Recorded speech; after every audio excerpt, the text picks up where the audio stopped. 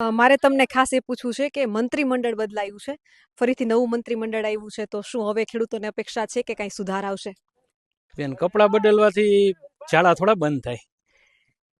હમણાં કાલે વિડીયો જોયો, મુખ્યમંત્રી એક પગથિયું ભૂલી અને પડ્યા તો 10 જણા એને બેઠા કરવા દોડ્યા.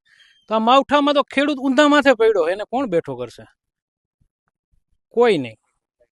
મંડળ બદલાવે કાંઈ નથી થવાનું. એના ઈ જ છે, માસિયાર ભાઈ જ છે બધા. અમારા ધારાસભ્ય દેથરિયા સાહેબ લેટર પેડ લખે છે કે ખેડૂતોને અમારા તણકારા, પડદરી, રાજકોટ વિસ્તારમાં નુકસાન થયું છે. તો તમે ધારાસભ્ય છો, તમારા મુખ્યમંત્રીની ઓફિસમાં નથી જઈ શકતા? તમારે લેટર પેડ લખવાની જરૂર જ ક્યાં છે? તમે રૂબરૂપ મળો, તાત્કાલિક સહાય કરો, ધિરાણ માફ કરો. બાકી લેટર પેડ લખી સોશિયલ મીડિયામાં મૂકી દે કે મેં મારી ફરજ બજાવી દીધી. એની ફરજ પૂરી ધારાસભ્યની. હવે સરકારને દેવું હોય તો દે, નકર ખેડૂત એ ચોથિયા લઈને રેખડા રાખે, બાકી કાંઈ છે નહીં. આ મંત્રીમંડળ બદલ્યું છે, તમને શું લાગે છે શા માટે મંત્રીમંડળ બદલવું પડ્યું?